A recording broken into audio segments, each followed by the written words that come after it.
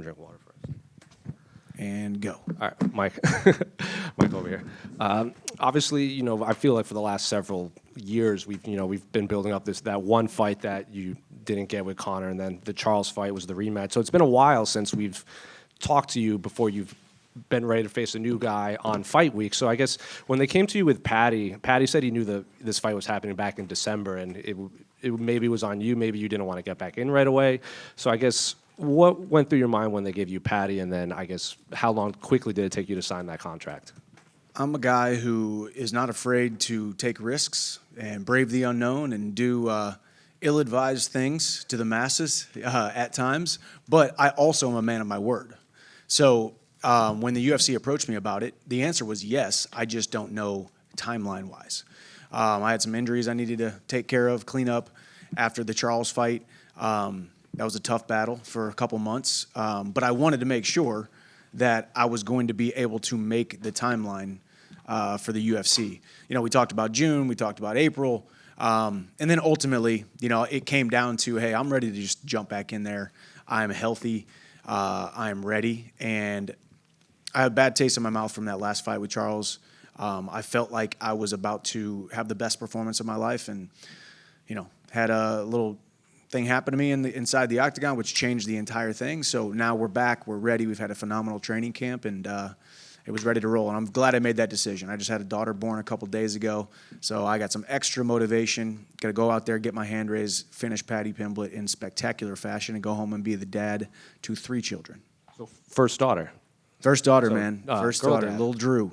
Little Drew, D-R-U, 3 letters, 1 syllable, just like Happen Ace. I guess that's what the Chandlers do. So I'm excited. I mean, yeah, it's going to be good. Congratulations. Thank you. It's been a while since we've seen you, fighting down in the rankings, and I know you want to fight up, but do you kind of view Paddy as maybe the biggest name in terms of attention it will bring outside of Conor and obviously fighting Islam for the belt? It seems like Paddy's the one everyone talks about in the division. Yeah, I mean, obviously this is a sport. It's the X's and the O's. It's about wins and losses. It's about rankings, but it's also about being in fights that people care about. This is a fight that people care about. Anytime I step inside the octagon, anytime Paddy steps inside the octagon, people care. People are going to watch to hopefully watch us lose or hopefully watch us win if they're a fan of us, right? So we've both got that, and this fight has all the makings of the people's main event. And I've only had my back up against the wall twice in the UFC thus far. Obviously, the first time was coming into the UFC debut. I had everything to gain, but I had a lot to lose. And obviously, we saw how I finished Dan Hooker in 2.5 minutes. And then a couple fights later, back up against the wall against Tony Ferguson, who was ranked number 7 or number 8, and I was number 5.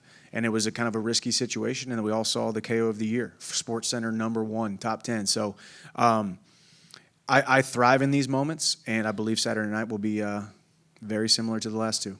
I watched that documentary on YouTube about you. I think it was called like 688 Days, and it used phrases like you've been quote unquote trying mixed martial arts for the last 15 years, and then you were reflecting on that string of setbacks in Bellator against Will Brooks and everyone, and you used the phrase like you were forgetting how good you were before you got back into the win column. So I guess how does this string of setbacks kind of compare to how you felt back then? Is it that much different considering now that you have all these kids and you're in the UFC and everything? Yeah, I mean, more than anything, I needed to go through that first little streak to really find out who I am. You need to go through struggle. You need to go through setbacks. You need to go through these trials in order to find out who you are.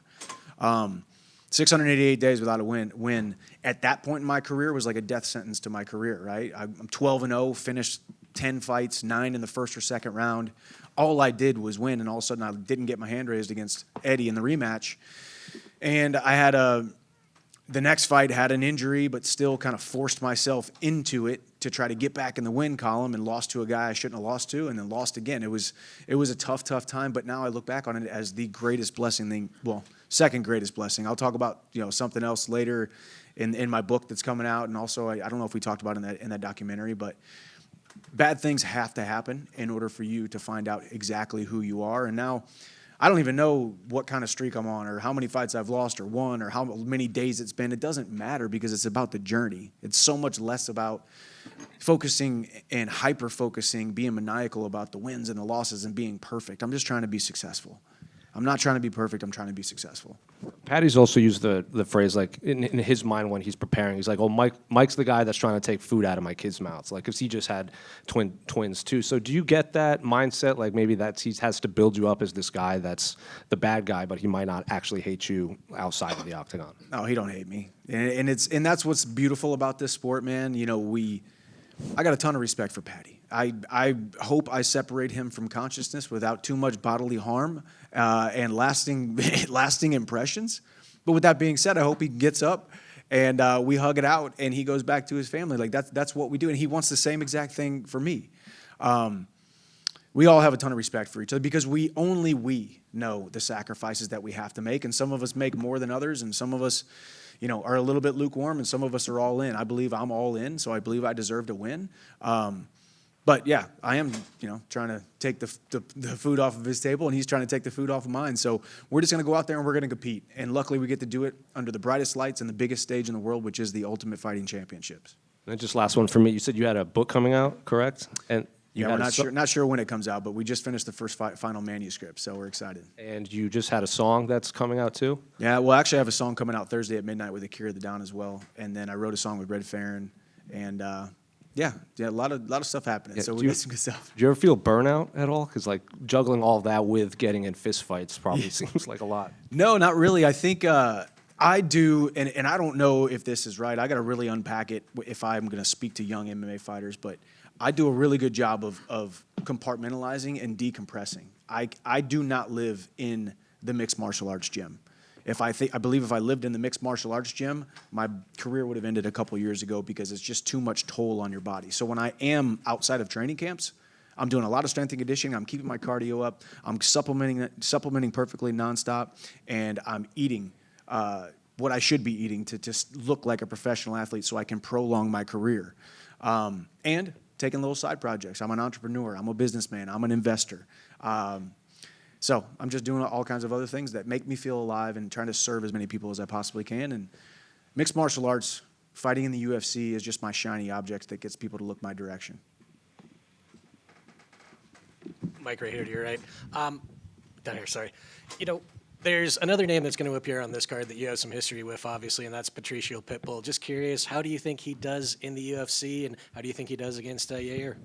No idea. You never know. I mean, that's why we love this sport. Whether you're a 1,001 underdog or a 1,001 favorite, anybody can win, anybody can lose. Now, you take that out. You ask me, is Patricio a competitor? Is he a championship level competitor? Absolutely. Is he violent? Is he dangerous? Does he live it? Absolutely. Yair Rodriguez is a perennial top guy, though, so it's a tough test, but it's what we want. I'm not going to speak for Patricio, but I'm sure there were many, many moments where he watched a UFC on a Saturday night or came to a media day with one of his guys he was cornering and wished he was here. And now he gets the opportunity, just like I did a couple years ago, and it was the right decision for me, and I think it's the right decision for Patricio. I wish him the best. We just saw each other in the lobby, shook hands a little bit, tried to squash the beef a little bit. You know, he and I have some history, but man, we'll never fight again. I wish him the best, and we'll watch on Fight Night and see how it comes out. You just said you'll never fight again. He has talked about maybe fighting in different weight classes while he's here in the UFC. So do you just think that's done and your paths have diverged for good? I don't think so. I'm not interested in that. I'm also the kind of guy where I think the masses would say, I mean, there's a misconception, or maybe not. Some people would probably like this. I'm not the type of guy who needs to get revenge. I really don't.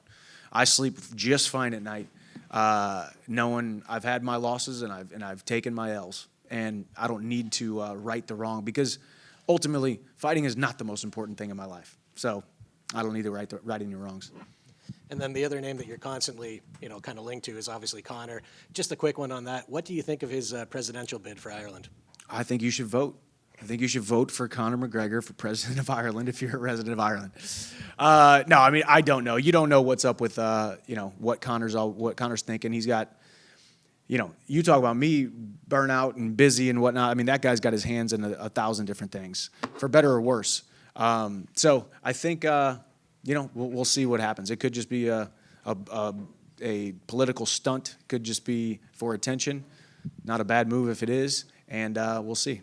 And then last one, what do you make of Paddy during this fight week? He's a guy who sometimes has beefed with opponents, sometimes beefed with fighters that he's not fighting, but you guys have been very, very cordial. Is this what you expected? Not necessarily. I didn't quite know. Thank you. Sorry, it's measured out perfectly. Can't drink this one. I wasn't sure, honestly, what to expect, to be honest with you. I know he's got some funny trash talk. He likes to get in the mix. He's not afraid. He's got that Scouser accent. But ultimately, Paddy and I have crossed paths many times. After I was at his fight against Ferguson, I came up to him, congratulated him, because why not? Even if he's in my weight class, even if I knew he was a young, hungry star on the rise, could be coming to be sitting right here someday to fight me, the sport's about respect, and I respect the heck out of him. And, he was like, I wasn't able to do what you did to him, but I got the win. And I was like, hey, man, you did great. We're very cordial. We don't need to hate each other to go out there and try to steal the show. Chandler versus Pimblett is the people's main event, and we will steal the show on Saturday night. And we'll shake hands and maybe share a point after. Thank you. Mike. Is that how you say it? Point. Mike, you recently said you love your losses. You were a 2-time runner-up at the Big 12 championships. How did you deal with your losses then versus how do you deal with them now?